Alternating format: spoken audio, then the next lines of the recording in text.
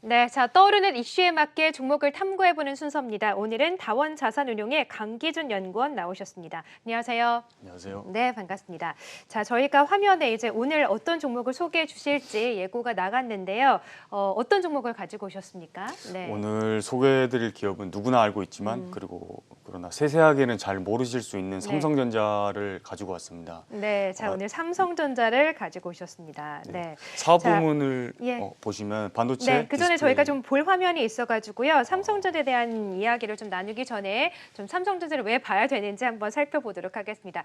2030 세대, 밀레니얼 세대인데 최근에 또 주식시장에 많이 뛰어든 세대 아니겠습니까? 이분들이 주식시장에 새롭게 들어오면서 가장 많이 산 종목 중에 하나가 바로 삼성전자라고 합니다. 또 팬데믹 이후로 비대면 계좌 개설이 많이 늘어났는데 이분들이 가장 처음 산 종목이 삼성전자라고 하거든요. 그러니까 그야말로 국민 주식인 거잖아요. 삼성전자 맞습니다. 모르시는 분이 없는 정도인데 네. 삼성전자 좀 어떻게 분석을 해볼까요? 네. 일단 이렇게 사업부가 많은 관계로 이렇게 통짜로 분석을 하는 게 가장 좋은 방법이겠지만 네. 가장 이슈가 되는 부분부터 크게 분석을 하는 게 맞는 접근성이라고 보고 있습니다. 네. 그래서 반도체, 디스플레이, 모바일, 가전 부문으로 이렇게 나눠져 있는데 각자 산업 모두 최고의 지위를 가지고 있습니다. 근데 지금 이 시기에 삼성전자를 알려드리는 이유는 미국 무역 분쟁이 반사수혜가 모바일 부문과 파운드리까지 이어지고 있고 그리고 4분기를 바닥으로 전환될 메모리 가격에 따른 턴어라운드 기대감 때문입니다.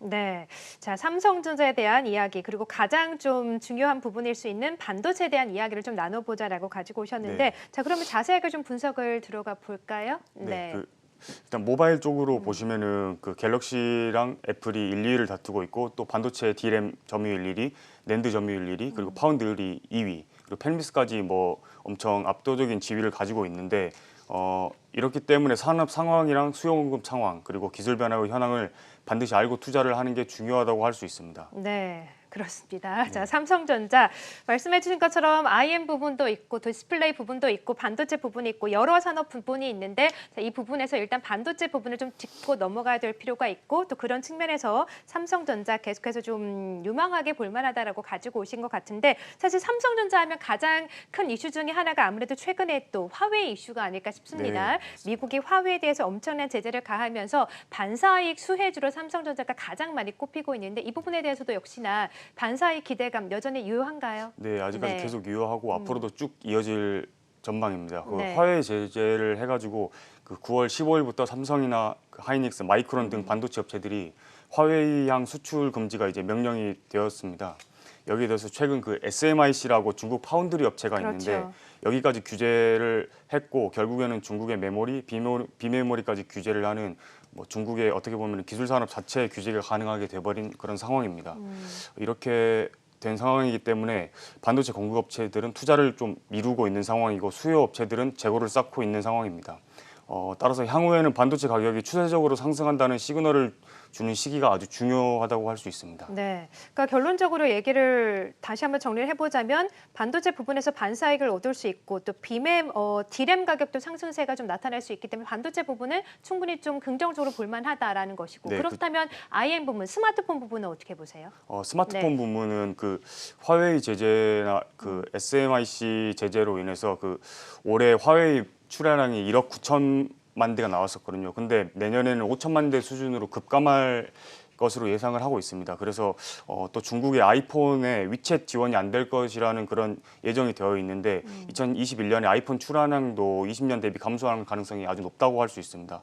이렇게 되면은 이에 따른 반사이익은 삼성의 갤럭시가 예상을 할 수 있고 그리고 나아가서 샤오미, 오포, 비보 뭐 이런 업체들도 수혜가 예상을 될 것이라고 예상하고 있습니다. 네, 그러니까 반도체 부분도 그렇고 스마트폰 부분도 그렇고 충분히 좀 긍정적인 면이 많다라는 의미로 삼성전자를 가지고 오신 건데 사실 삼성전자가 또 최근에 비메모리 부분에서 좀 강한 상승세를 보이고 있지 않습니까? 네. 2030년까지 파운드리 업체 1위를 또 이재용 삼성전자 부회장이 또 명명을 하고 있는데 이런 네. 부분에서 비메모리 분야에서는 좀 어떤 포인트가 있을까요? 최근에 네. 비메모리 향으로 약간 주가가 많이 올랐었는데 네. 비메모리만 볼 게 아니라 삼성은 또 이제 메모리 강국의 최강자잖아요.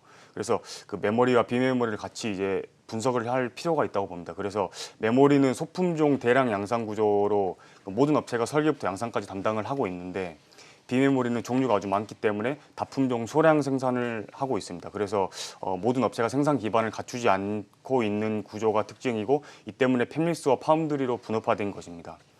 비메모리 산업의 전망을 이렇게 말씀드리자면은 인텔 부진에 따라서 비인텔사의 강진 그리고 GAA, TSV 등 공정 기술 중요도가 확대되는 중입니다. 팹리스 쪽에서는 상당히 강세를 보이고 있고 공정 기술도 상당히 굉장한 상황이기 때문에 삼성전자 비메모리 부문의 급성장이 예상되고 있습니다. 네, 그러니까 뭐 반도체 부분도 괜찮고 스마트폰 부분도 괜찮고 지금 말씀해주신 비메모리 부분에서도 충분히 좀 성장 가능하다라고 보고 계시면 네. 비메모리 이외에 메모리 분야에서는 어떻게 보십니까? 사실 삼성의 가장 주력하고 있는 사업 네. 중에 하나잖아요. 네, 맞습니다. 삼성이 메모리 D램 아까 말씀드린 것처럼 D램 점유율 1위, 낸드 점유율 1위를 가지고 있습니다. 근데 지금 반도체 미세화가 어느 정도 한계가 온 상황에서 기업들은 현재 공정 기술 변화에 주력을 하고 있는 모습입니다.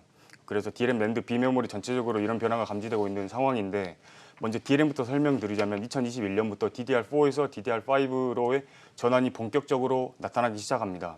그리고 또 D램에서 10나노급부터 EUV가 적용될 예정이어서 결국 D램 공급 제약이 추가적으로 심화될 전망입니다. 이렇게 되면 D램 빅사이클이 나타날 가능성이 아주 높아졌다고 볼 수 있습니다. 네, 자 비메모리 부분에 이어서 메모리 분야까지 좀 살펴봤습니다.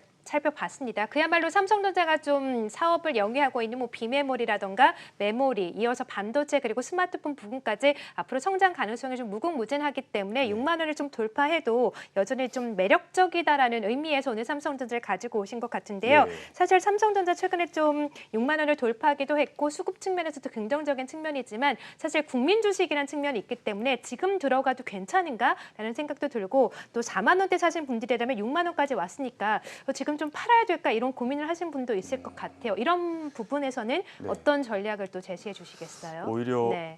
기존에 4월, 3월에 보시면은 개인들이 많이 들어온 흔적이 남아 있거든요. 네. 근데 6월 이후부터는 개인들이 많이 팔고 외국인들이 많이 들어왔습니다. 근데 지금 시기를 비롯해서 보면은 오히려 저는 지금 삼성전자를 더 많이 담아도 된다고 생각을 하고 있습니다. 왜냐면은 네. 반도체 공급업체들이 투자를 밀어서 시간이 지나면 공급이 부족해질 건데 수요는 증가해서 반도체 가격이 상승하면 무조건 삼성전자는 상승한다고 볼 수 있습니다. 네, 그러니까 그야말로 지금이라도 또 긍정적으로 볼만하다 그러시군요. 네, 목표 맞습니다. 주가는 어느 정도로 보시고 또 최근에 외국인들이 이 전기전자에서 삼성전자로 또 많이 매수가 들어오지 않았습니까? 네, 이 맞습니다. 부분은 어떻게 보시는지요? 가격대는 지금 8만 원 정도대가 약간 보수적으로 생각을 하고 있는데 8만 원이 보수적이다. 네. 네. 근데 이제 또 상황이 많이 바뀌고 있고 또 최근에 뭐 여러 가지 이슈도 있어가지고 그거를 미뤄봤을 때 산업 개편이 조금 더 빨리 이루어질 가능성도 있다고 보고 있습니다. 그래서 상황을 계속 봐가면서 컨센서스를 계속 상승시켜도 되지 않을까라고 생각을 하고 있습니다. 네. 그래서 얼마 정도 보시는 거예요? 네. 그거를 제가 좀 조심스러운데 그래도, 그러시군요. 네, 알겠습니다. 일단은 보수적으로 8만 원 정도. 외국인들 수급에 대해서도 긍정적으로 네, 아주 볼만하다. 긍정적으로 보고 있고 앞으로도 좀 더 들어올 수 있다고 생각하고 있습니다. 네, 알겠습니다. 자, 오늘은 모두가 아는 주식, 국민 주식이죠. 삼성전자에 대해서 분석을 해봤습니다. 앞으로 더 성장 가능성이 있는지 그리고 6만 원을 돌파한 현 시점에서 계속 보유해도 될런지 삼성전자 분석을 좀 다양하게 들어봤고요. 강기준 연구원과 함께했습니다. 고맙습니다. 감사합니다.